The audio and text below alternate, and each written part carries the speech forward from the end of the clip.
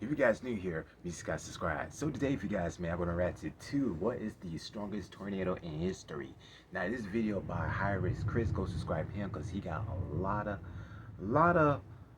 tornado videos on there and stuff like that. Cause I be watching his couple of his videos as well. So, cause I love to study tornadoes myself and stuff. So, and also this be my 10th time doing tornado videos for you guys because I did create the playlist for you guys to watch and stuff like that. So and also you guys haven't checked out my last video of me react to the eye of the storm, go check it out. So otherwise, this is the 24 minute video, so let's check this out.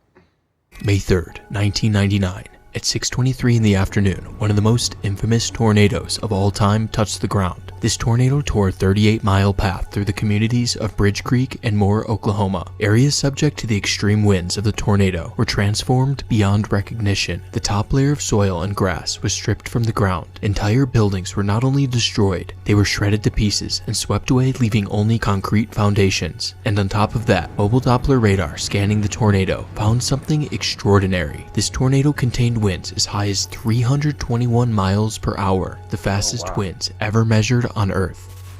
While this tornado has an extremely compelling case as the strongest tornado in history, this topic deserves a bit more nuanced research. For one, most tornadoes have not been measured by Doppler radar, so this tornado is in a relatively small group of tornadoes. On top of that, the damage produced by this tornado, while extreme, is not the worst tornado damage ever documented. That feat was done by another, perhaps even more infamous tornado, the 1997 Gerald, Texas tornado. On May 27th, 1997, at 3:40 in the afternoon, a rather unassuming tornado formed along Interstate 35 in central Texas. This skinny tornado traveled southwest, consistently gaining strength as it progressed towards the small town of Gerald, Texas. The once small tornado was now a massive beast, and instead of moving to the southwest, the tornado stalled over the small community of Double Creek Estates. Soon after, the tornado dissipated to the west. The damage left by the tornado over the Double Creek Estates can only be described as apocalyptic. Absolutely nothing was left. There was no debris from the homes. Furthermore, the top layer of soil had been scraped off the ground, leaving a muddy, dreadful landscape.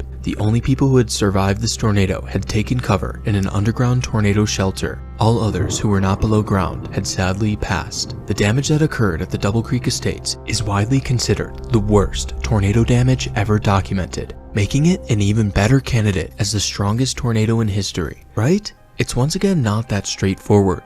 The tornado was nearly stationary over the area it created its worst damage. The extremely long exposure explains the missing debris. Also, Central Texas had experienced above average rainfall in the weeks prior, so the ground was likely extremely muddy even before the tornado hit. These factors put doubts to this tornado's claim as the strongest tornado in history. So if Gerald or Bridge Creek are not the strongest, which other tornadoes are potentially even stronger? Before I answer that question, while digging deep into this topic, I found something interesting. Ted Fujita, the creator of the tornado rating scale, had considered rating 3 tornadoes F6 because the damage from these tornadoes was even more extreme than the damage described by the F5 rating. These 3 tornadoes are the 1970 Lubbock, Texas tornado, 1974 Xenia, Ohio tornado, and 1977 Birmingham tornado. An F6 rating meant that these tornadoes potentially had winds above 320 miles per hour, which seems unimaginable, but this was the same number measured in the Bridge Creek tornado, 321 miles per hour. The damage from the 1970 Lubbock tornado was definitely violent, but doesn't seem worthy of the F6 rating, so I'm gonna throw this one out. The other 2 tornadoes, Xenia and Birmingham, are much more interesting. The 1977 Birmingham tornado ravaged the northern suburbs of Birmingham, Alabama, a part of the country that is extremely prone to violent tornadoes. The tornado peaked in strength on this block here, where a dozen different houses were not only destroyed, they were fully swept clean off of their foundations. Trees in the area were also mowed down by the extreme winds of the tornado. This sort of damage can only be caused by the absolute strongest winds possible, and to a certain extent, I can understand why Ted Fujita considered rating this tornado F6. Now, the last F6 tornado, the 1974 Xenia tornado, a much more well-known tornado because it occurred during the 1974 Super Outbreak, impacting a large town in Ohio. Unlike the other two F6 tornadoes, the Xenia tornado was recorded on video, which is one of the most famous and analyzed tornado videos ever captured. The Xenia tornado completely leveled and swept homes clean off of their foundations in the Arrowhead subdivision. Ted Fujita described the damage in this area as the worst damage he had ever surveyed, and looking at these photos, I can understand why he said that. However, this occurred 50 years ago, and we have a bit more insight into rating tornadoes now than we did back then. It is believed that the homes slabbed in the Arrowhead subdivision were of poor construction quality. Additionally, the rest of the damage inflicted by the tornado is nowhere near as extreme as what occurred here. These issues cast doubt on Fujita's assessment of this tornado's preliminary F6 rating, and if we're being honest, the concept of an F6 tornado has been completely shut down by modern tornado classifications. These ratings were only considered because the Fujita scale was in its infancy in the 70s. Even though Fujita described Xenia as the worst tornado damage he had ever surveyed, I think there were two other tornadoes that were potentially even stronger that happened the same day: the Brandenburg, Kentucky and Guin, Alabama F5s. In Brandenburg, Kentucky, numerous well-built and anchor-bolted homes were swept away, including one home that had part of its basement wall collapse. Windrowing of debris and ground scouring was reported, and vehicles were completely obliterated down to their frames.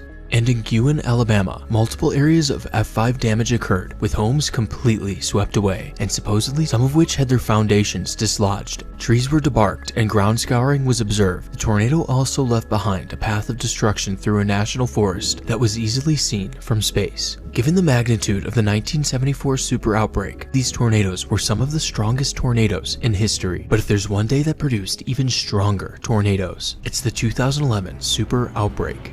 On April 27, 2011, a record number of tornadoes formed across the southeast, 4 of which achieved the highest possible rating, EF5. The first EF5 from this day formed in Philadelphia, Mississippi. This tornado is most known for the extreme ground scouring it caused, leaving a 2-foot deep trench in certain areas and ripping up a road's pavement. The next EF5 that formed was the long track violent tornado that tore through the towns of Phil Campbell and Hackleburg, Alabama, leaving a path of destruction more than 100 miles long, making it the longest track and arguably most dominant tornado on this day. This tornado swept away dozens of homes, a few of which had their foundations damaged. It also peeled the asphalt off of a road and infamously tore the roof off an underground storm shelter. What's incredible about this tornado is that it sustained its EF5 intensity for a majority of the time it was on the ground. But the Phil Campbell tornado had an evil cousin that was potentially even stronger, the Smithville EF5. The Smithville tornado quickly formed southwest of town, and as it entered town, it left a deep trench in the ground. The fairly compact tornado continued through town at a blistering speed of 60 miles per hour, completely wiping out every structure it came into contact with, leaving only bare foundations. The last building struck in town was a funeral home made of bricks, and it was pulverized to the point where the bricks were turned into dust. But it wasn't just the damage to homes that was incredible. A truck had been tossed so violently through the air that it left a large dent in the town's water tower. Additionally, underground plumbing was pulled out of the ground due to the tornado's extremely low pressure. The last EF5 on this historic day formed a few hours later in northeast Alabama, tracking through the towns of Fife and Rainsville. Like many other tornadoes on this day, this tornado was extremely violent, partially disturbing the ground and completely wiping out countless homes. But perhaps the most impressive feat of strength was when the tornado partially dislodged an underground storm shelter. The tornadoes that occurred on April 27, 2011 are without a doubt some of the strongest tornadoes ever documented, because not only were they moving at extremely high speeds, they were also producing some of the most intense tornado damage ever documented. Less than a month later, another powerful tornado formed in southwest Missouri. This was terrifying right Tragically, this large and violent tornado tracked directly through the town of Joplin, Missouri, turning a large percentage of the once peaceful town into complete chaos. The Joplin tornado displayed its extreme strength by destroying every single home it touched, wiping multi-story apartment buildings and turning large warehouses like the Home Depot into shreds of metal. The Joplin EF5 was the deadliest tornado in American history since the early 1900s, killing 158. 2011 was an extreme year for tornadoes because 2 days later, another EF5 tornado touched the earth. The tornado formed near the town of El Reno, Oklahoma, and traveled northeast at around 35 miles per hour. The tornado peaked in strength just after crossing I-40 when it struck the Cactus 117 oil rig, and in an extreme feat of strength, the 2 million pound rig was toppled. This tornado was also one of the few tornadoes to be scanned by mobile Doppler radar, and Doppler radar showed this tornado contained winds up to 295 miles per hour. As the tornado tore across the rural parts of Oklahoma, it left a wake of destruction, wiping homes clean off their foundations, tilling up the top layer of soil, and debarking trees. Also, the scar from this tornado can be clearly seen from space. The El Reno EF5 is unquestionably one of the strongest tornadoes in history. The next EF5 occurred 2 years later and only 25 miles away in Moore, Oklahoma, the part of the country that seems doomed to the strongest tornadoes. Basically, it was May 3rd all over again. But we're going to say it right now. This is May 3rd all over again. The 2013 tornado tore a similar path through the southern suburb of Oklahoma City, demolishing every single building, leaving a visible scar in its wake. After the tornado, the National Weather Service produced one of the most detailed tornado surveys ever, and at 3 different spots, they found EF5 level damage. These 3 homes were fully swept off of their foundations. A leading theory as to why this damage is so much worse is because the tornado had looped here. I also want to point out this damage here near the Orr family farm, where multiple buildings were fully swept, with ground scouring nearby. 2 weeks later, the Oklahoma City area was hit by another massive, violent tornado, the 2013 El Reno tornado. The El Reno tornado followed an extremely erratic path, eventually swelling to over 2.6 miles wide, making it the widest tornado on record. It was also sampled by Doppler radar, which showed a wind speed of 313 miles per hour. This wind speed measurement pushed the National Weather Service to rate the tornado EF5. However, the damage found at the ground really wasn't that extreme, so the EF5 rating was taken away.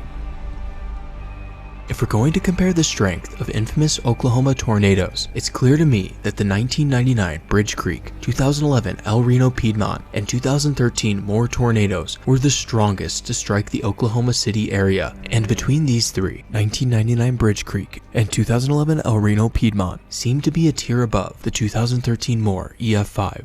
I feel like I've only focused on modern tornadoes, but there is one tornado that is historically known for its extreme strength, the 1896 Sherman, Texas F5. The most notable evidence of its strength was the way it twisted and mangled an iron bridge, supposedly leaving it into unusable scrap metal, an impressive feat for a tornado. Unfortunately, there aren't any high-quality photos from this event, making it difficult to fully analyze these claims. Other tornadoes have thrown bridges, like the Woodward F5 and Tuscaloosa tornado. However, these tornadoes never turned the bridges into useless scrap metal, so maybe the Sherman tornado really was exceptionally strong.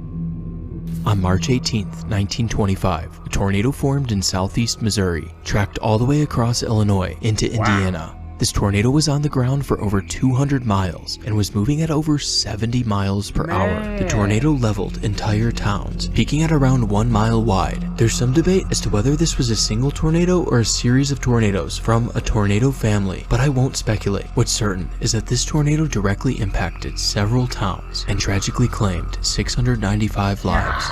There are many photographs documenting its devastation, and it's clear this tornado harbored immense power and deserves to be in the conversation as one of the strongest tornadoes in history. About 100 years later, an eerily similar tornado would form. On the night of December 10th, 2021, a supercell put down a tornado in Arkansas. After tracking over 80 miles, the tornado lifted. The storm quickly put down another tornado that would track for over 160 miles, making it one of the longest track tornadoes in history. The Mayfield tornado produced some of the worst tornado damage in recent times, especially near the town of Bremen, where it wiped multiple homes off their foundations and scoured the ground. I consider the Mayfield tornado the strongest tornado since the 2013 Moore EF5. However, if there's one other stronger tornado since Moore, it's the Bologna EF4. At multiple points along this tornado's path, it not only destroyed, but completely shattered and wiped homes off of their foundations. I don't want to get into the strange comments made by the NWS about why this tornado didn't get the EF5 rating, like how homes shouldn't rate tornadoes and single points of failure. The point is, this tornado was immensely strong and produced some of the worst tornado damage ever documented. Another tornado worth mentioning is the tornado that tracked through Greenfield, Iowa. Tornado my buddy and I were actually chasing. While the tornado went through town, mobile Doppler radar was scanning the tornado, and they found the tornado had up to 318 mile-per-hour winds, putting the Greenfield tornado in the conversation as one of the strongest tornadoes in history. To really understand this measurement, you have to compare it to other wind speed measurements. At an average speed of 314 miles per hour, the Greenfield measurement surpasses even the 1999 Bridge Creek tornado's record. While this is an amazing feat, the damage that occurred in Greenfield at the time of the measurement is nowhere near as bad as some of the other tornadoes I've mentioned in this video, which leads me to believe that some of the tornadoes that were never measured by Doppler radar, like those from the 2011 Super Outbreak, were probably much stronger than Greenfield and Bridge Creek. Holy shit. On May 25, 2008, an extremely powerful EF5 tornado decimated the south side of Parkersburg, Iowa, wiping clean every single building it came into contact with. The most impressive feat of damage was when this tornado cracked concrete foundations, which is only seen in the absolute highest caliber tornadoes. Near total devastation on the south side of town. So far, I've mentioned every EF5 except for one. Do you know which one it is? On May 4th, 2007, a monster wedge tornado went through the town of Greensburg, Kansas. The wide, powerful tornado destroyed almost every single building in town, and while the damage in Greensburg is extremely impressive, the tornado actually appeared to peak in strength just south of town, where it left deep scours in the earth. On June 8, 1995, a violent tornado impacted the town of Pampa, Texas. This type of tornado is commonly called a drill bit tornado because of its tight core and violent winds. Tornado historian Thomas Grzulius said in his book, if there was ever a video of an F6 tornado, it was the Pampa, Texas tornado of 1995. Thomas's opinion holds a lot of weight because there really isn't anyone more knowledgeable on tornado history than him. But the craziest thing is, Pampa might not have even been the strongest tornado on this day. To the southeast, two other violent tornadoes formed, and these tornadoes visually looked much more impressive. Also, the Kellerville tornado peeled asphalt off of a road, which is something only the highest end tornadoes are capable of doing. This tornado was likely much stronger, it just never directly impacted any towns. Now we're going way back for this next one. On June 12, 1899, a large and violent tornado tore into the southwest corner of New Richmond, Wisconsin. Several of the town's residents recalled hearing a faint rumble in the distance, which many mistook for the sound of a passing train. The tornado turned the business district into a pile of rubble. Multi-story brick buildings were ground down to the surface. Trees were completely debarked. Nothing was left standing. The tornado also tore an iron frame bridge from its supports. In total, 117 people were killed by this beast, making it the third deadliest tornado at the time, and is currently the 9th deadliest tornado in American history. A large number of tornadoes happen in open fields and don't hit any structures, but even when tornadoes don't hit any structures, they still leave evidence of their immense power. One of the best examples of this is the 1990 Bakersfield Valley tornado. It shifted 3 massive oil tanks more than a mile, each weighing 180,000 pounds. Incredibly, one of these tanks rolled 600 meters up a steep incline. That same year, an extremely photogenic supercell tornado formed in western Nebraska. This tornado only came into contact with a few buildings, but when it did, they were completely eviscerated. A home was turned into a pile of twigs, and the ground was deeply scoured, and vehicles were shredded into tiny pieces. This is genuinely some of the worst vehicle damage ever documented.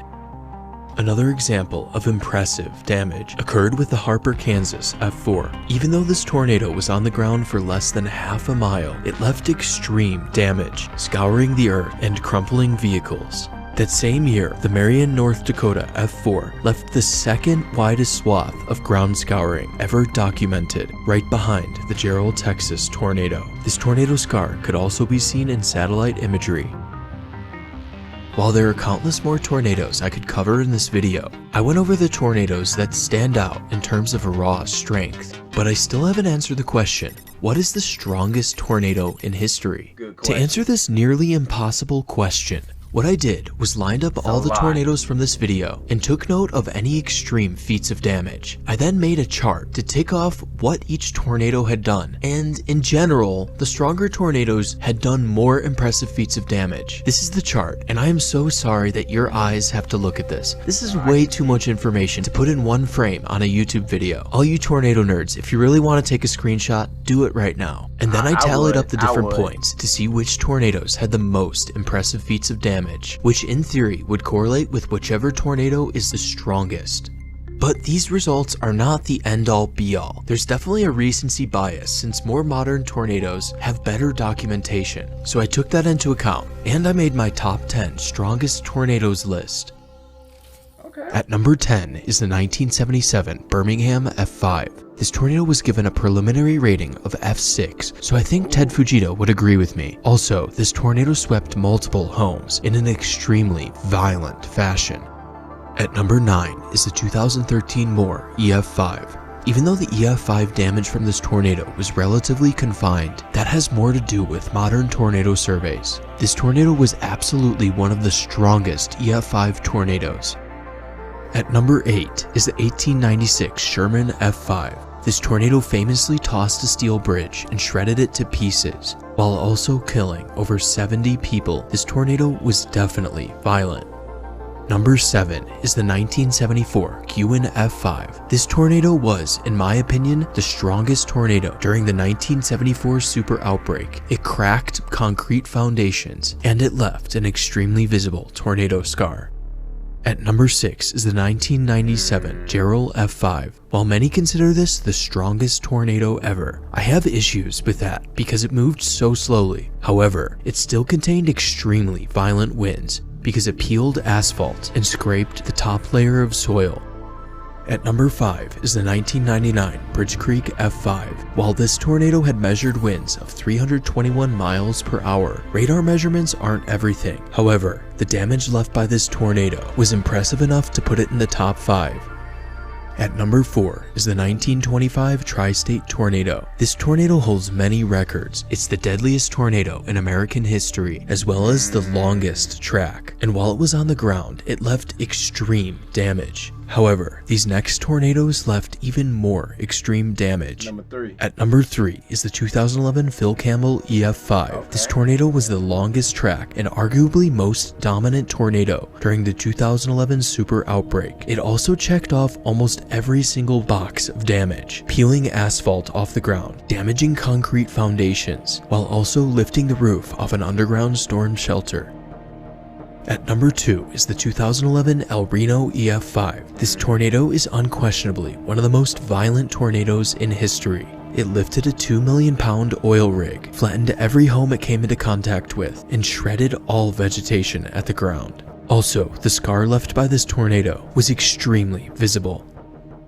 At number 1, what I consider to be the strongest tornado in history, containing the fastest winds on Earth, is the 2011 Smithville EF5. This tornado dug trenches in the ground, and as it went through the town of Smithville, it left such severe damage, it almost looked like a giant dagger was cutting through town, and it was doing all of this while moving at over 60 miles per hour. It also threw a vehicle so violently, it dented the town's water tower, which has never happened as far as I'm aware. This tornado was also probably in the most extreme tornado environment ever documented. The storm's photograph is literally off the charts. It's kind of hard to explain, but trust me, this is insane. And I know I'm gonna get some backlash for calling Smithville the strongest tornado ever, especially from all you Oklahoma people. But this tornado has by far the most evidence to support its claim as the strongest tornado in history.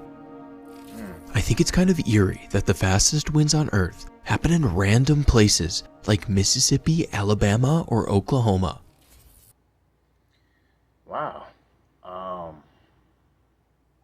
I gotta say, all these EF5s, those things right there, they are like the one of the most terrifying and the biggest tornadoes of all time.